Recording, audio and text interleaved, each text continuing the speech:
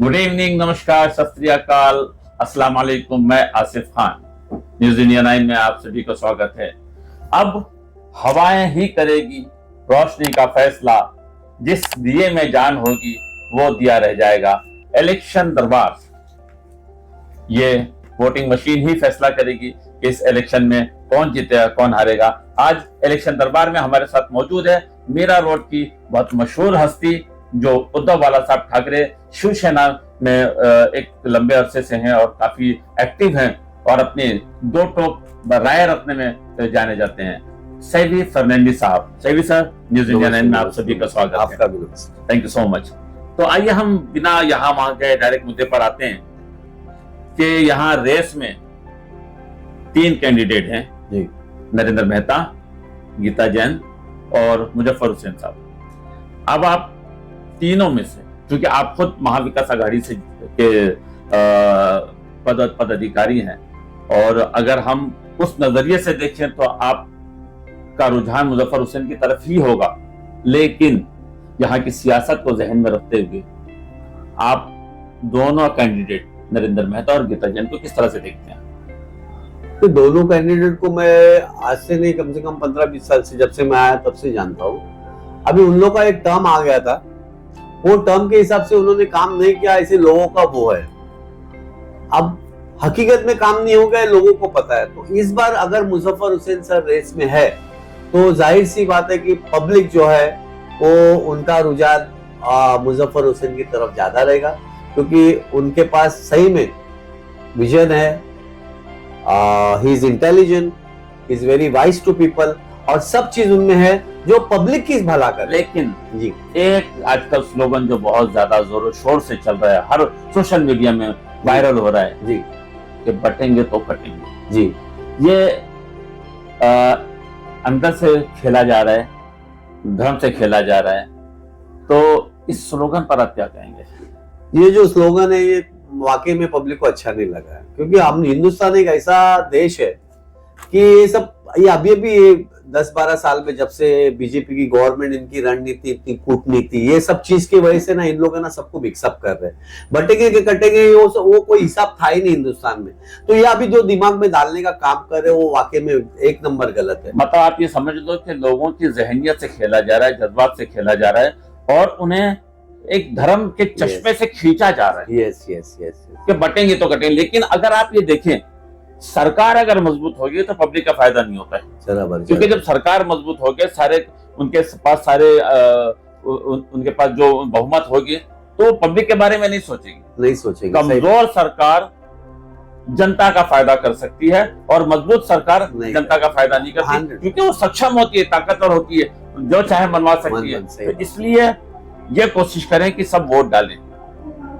जब वोट पर आएंगे, निकलेंगे तो सही कैंडिडेट को आप चुनेंगे, और सही कैंडिडेट को चुनना बहुत जरूरी है, आपके लिए नहीं, आपकी आने वाली नस्ल के लिए।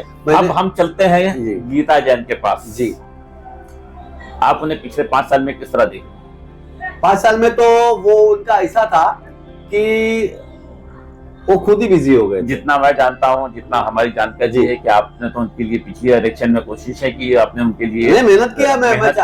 हम लोग चढ़े, बिल्डिंग चढ़े, हम लोग ने मेहनत किया उनके लिए।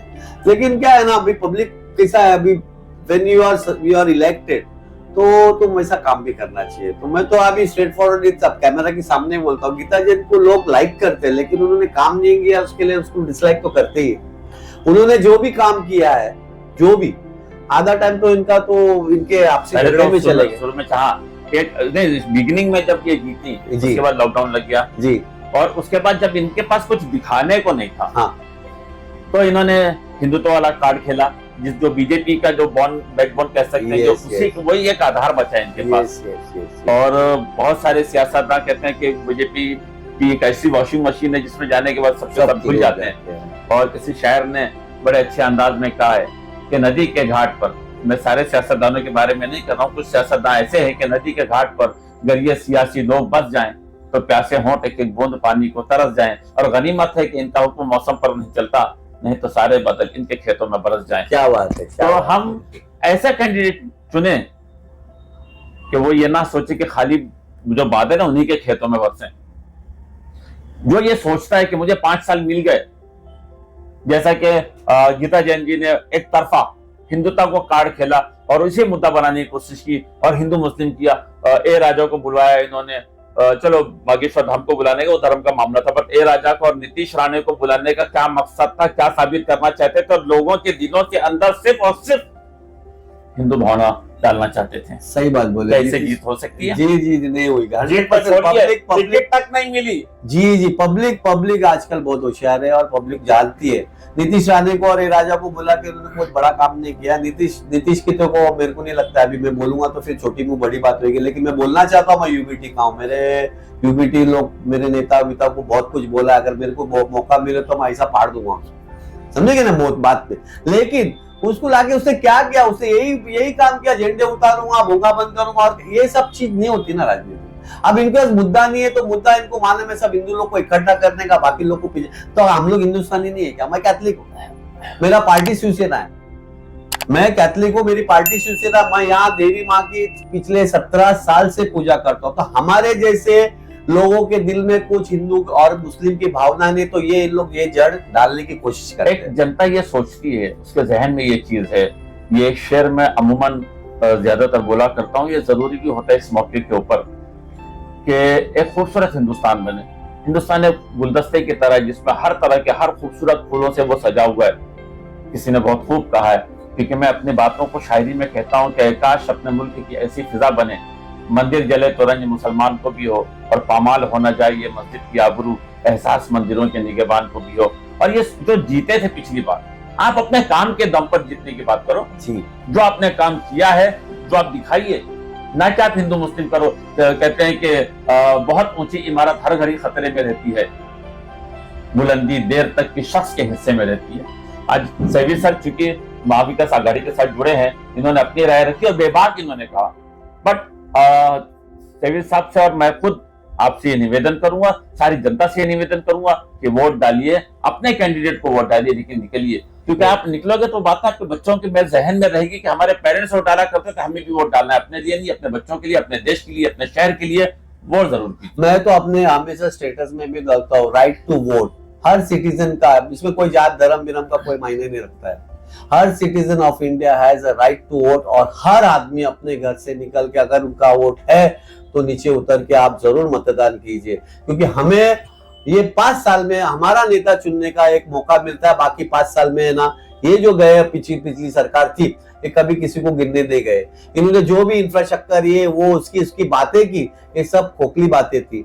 आज एक विजन वाला मीरा भाईंदर को एक मुजफ्फर हुसैन सर मिले और बहुत मेहनत कर रहे हैं, और पब्लिक उनके साथ में।